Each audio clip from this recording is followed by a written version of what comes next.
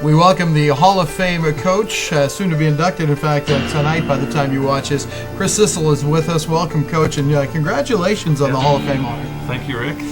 Super excited and very honored and humbled to be going into the Hall of Fame. How did you find out? How did they let you know? Really from Coach Holly. Larry Holly had let me know, I think in the summer. I think it was sometime this summer. It was either June or July that he had told me, that at least that I was one of the candidates that had been nominated.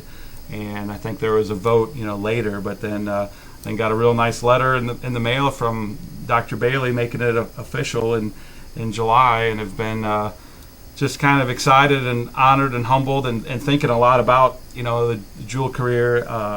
Ever since I found out I was going into the Hall of Fame, and then the really cool thing too is to have one of my former players and one of our, if not our best team, not our best ever women's team, one of the best teams I've ever coached. Sure.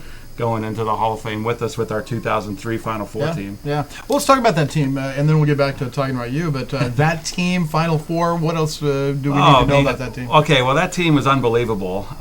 Just offensively and defensively, we set so many records. We went 18-0 in the regular season. Wow. I mean, we put together a really tough schedule, I remember, for the girls all the way back then, because we knew we were going to be really good. I mean, not to sound super arrogant, sure. but we knew we were going to have a really good team.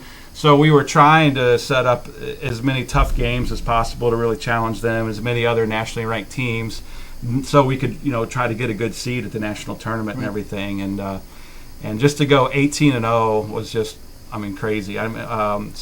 Offensively, we had 3 girls combined for over 100 goals. Is that right? Which is just absolutely insane. Who was the leader? Allison Mallums, I think, had like 43, and Kristen Neer had 41. So it was like 2 girls on the same team with over 40 goals.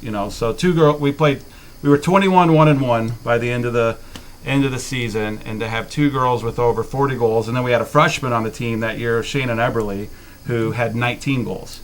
So those 3 just by themselves, and we had a bunch of other firepower, a bunch of other really stud players, and I think we had 4 All-Americans on the team, and so to have 100 goals, and like I said, we were 18-0 in the regular season, and then the only loss of the entire year was in the Final Four, was in the semifinal to the eventual national champion. It was Westmont out of California, who was just loaded at the time, and they won 3 straight national championships. So we just kind of hit at the wrong time, because we were the second best team in the nation.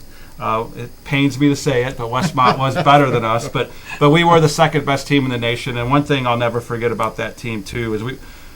In the Elite 8, we were playing Azusa Pacific, who was ranked, by the rankings, they were ranked higher than us and supposed to beat us. But we were down 2-0 in the second half. And Kristen Neer, who's going into the Hall of Fame, had a hat trick in the second half to get us into the Final Four, which, I'll just never forget that. It was a complete team effort, but talk about a crazy individual effort where you're in the Elite 8, and you're down 2-0 in the second half, and she scores all 3 goals in the second half to get us to the Final Four. So I feel like she should be in the Hall of Fame just from that game alone. Well, tell us about her. Obviously, going into the Hall of Fame. She's just one of the best all-around female soccer players I've ever coached. Just super technical, super skilled, just pure finisher, pure goal scorer. Just scored goals in bunches. Just scored goals for fun.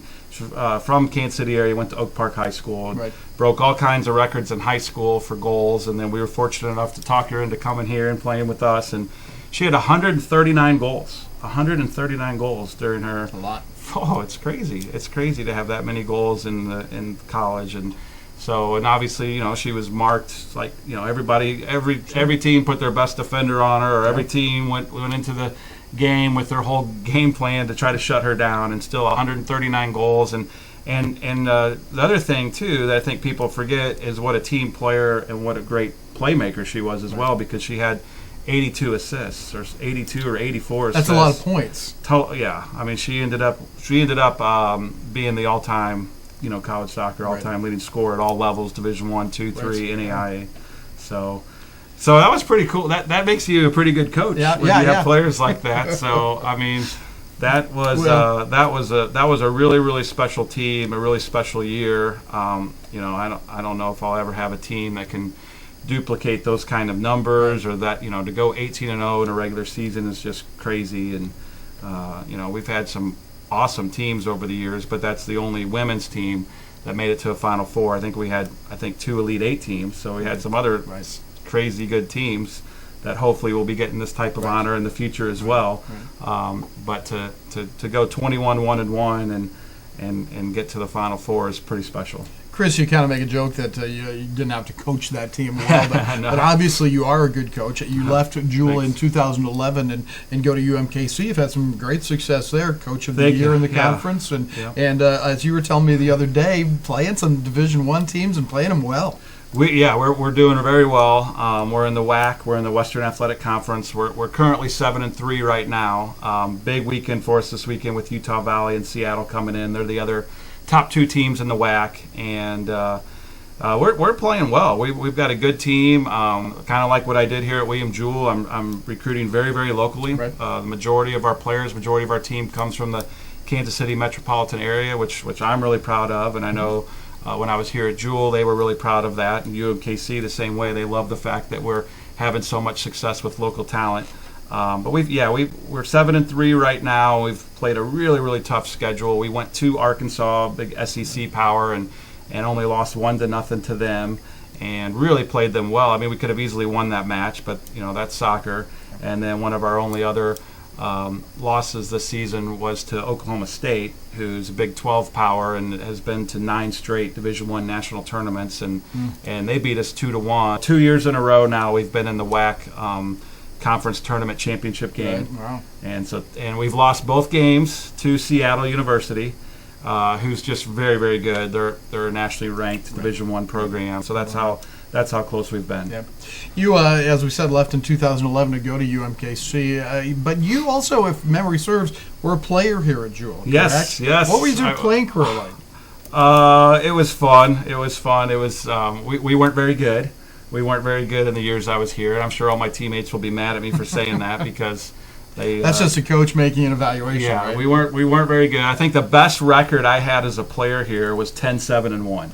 That was the best record out of the 4 seasons. So, but I mean, I had a lot of fun. I had some success as a player. Obviously, I'm not going into the Hall of Fame as a player. I'm going in as a coach. Didn't have a Hall of Fame playing career like so many of my own players have had. But I do think, too, to be honest with you, what really, really motivated me to want to come back here and coach and build the program was playing here for 4 years, being a student athlete here from 1990 to 94, and just thinking, man, this place is we've got the potential to be a soccer powerhouse. Right. I mean, William Jewell is such an awesome school, such an awesome academic reputation. Our facilities are good. I was just like, really, I kept thinking, even as a player, that I would love to coach here someday, and I would love to build up our alma mater and make it into a national powerhouse. And I'm just fortunate that at the time, Larry Hamilton was the athletic director and hired me in 1999. Larry Hamilton and Brian Kramer gave me the opportunity to come back in 1999 and really kind of essentially start the women's program. The women's program started in 91, but we kind of joked that no offense to the players from 91 through 98, but we had a part-time adjunct coach who just with no scholarships. So it was a tough situation. So I imagine coming in 99, we kind of felt like that with having the first time having a full-time coach and at least having some scholarships to work with, that's when we really got things going. You, when you were here, coached both the women and the men. Do you miss coaching the men? I really miss coaching. I really miss coaching the men. I love coaching the men the men at this level. Obviously, I love coaching both, and I know, if I was still here at William Jewell, I'd want to be coaching both. It would be so hard to choose. It's like choosing between your own kids. Like how do you choose which kid you like better? Division I, do you find, because in Division II, I'm not seeing a lot of guys doing both. I think Jefferson might be the only one left that's still coaching both, even at the Division II level. And at the Division I level, there's no way we could do it because the way they do our schedules is when we're at home, the men are on the road and vice versa. Right. So there's no way that they would be so hard to do. And after now coaching just one program for 5 years, I'm in my 5th season now at UMKC. It's crazy to think that for 10 years that I was coaching Yeah. two teams. I mean, at the time, you just did what you had to do, and you had the love and passion for it. And now I'm like, man, how did I do that? And then I talked to Jefferson, and I'm like, Jefferson, how are you doing that? Because I don't know how I did that for 10 years, Yeah. and now obviously he's in his fifth of being the head coach of both teams here. Finally, Chris, when you go up at the podium tonight, you have any idea how that's going to feel? No, I really don't. I really don't. I think I'm going to be pretty emotional, to be honest, because I've kind of like played it off like it's not that big a deal, like everybody tries to do. And but the more that I've thought about it, and this week I've had a lot of people reach out to me and make me feel really good about the things that we have done, and a lot of stories that not about soccer and off the field, just the relationships with the players over the years that and just knowing that Hall of Fame is kind of forever.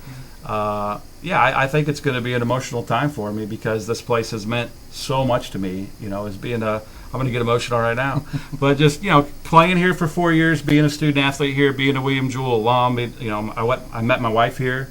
We're both Jewell alums. We live in Liberty, 2 miles off campus, and so to have spent, Jewell's been a huge part of our lives and a huge part of our family. So I think to be honored in this way is going to be pretty emotional.